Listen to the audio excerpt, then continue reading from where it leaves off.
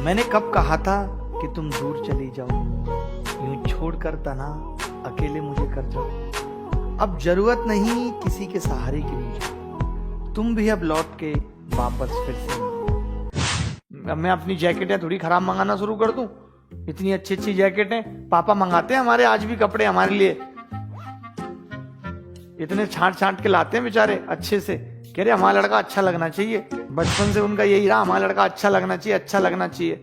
और मुझे आज भी याद है मैं कितनी बार इस बात के लिए पिटा हूं कि बाल ऊपर क्यों रखता है। 12वीं क्लास तक तो हमारी स्थिति ये थी कि अगर घर वालों ने ये देख लिया कि कंघे से इसने बाल 2 मिनट से ज्यादा काटे हैं तो पीछे से सीधे डंडा आता था, बनवाऊं हीरो भी।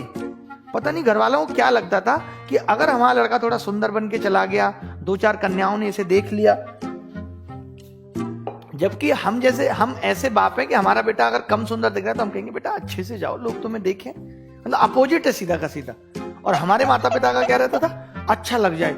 मुझे आज भी याद है कि हमारे घर में क्रीम सिर्फ हमारी बहन के लिए आती थी, फेयर एंड लवली, क्योंकि बहन का रहता है भाई कि बहन गोरी दिखेगी, वो रिश्ते रिश्ते वाले आएंगे, ये सब लफड़ा रहता है। मैं क्या करता था, जैसे बहन ने क्रीम लगाई उस वक्त, तो क्रीम थोड़ी बहुत देर के लिए वो अपनी अलमारी में रखती थी क्रीम, लॉकअप में। एक अलमारी हमारी मम्मी के दहेज में मिली थी लोहे की, उसमें रखती थी वो क्रीम। तो मुझे मौका मिला, मान लेते किसी बहाने अलमारी खोली तो मैं क्रीम निकाल के थोड़ी सी किताब में रख लेता था, किताब में सूख जाती थी वो। और फिर जैसे घर से बाहर निकले, ट्यूशन जा रहे हैं, ट्यूशन में हमारे सालनी थी, सालनी हमसे डाउट वगैरह पूछती थी, हमें लगता था कि हम सालनी के सामने अच्छे से प्रेजेंट करें खुद को। कपड़े हमारे पास एक ही जोड़ी थे, संडे टू संडे धुलते थे उनको, बट कम से कम चेहरे से तो वो करें। और दाढ़ी काटने की तो सख्त हिदायत थी कि जब तक 12th नहीं होगा तब तक दाढ़ी नहीं काटोगे तो बाल नहीं आ जाते दाढ़ी के घूम के, ऐसे करके बाल जो आ जाते हैं ऐसे घूम के।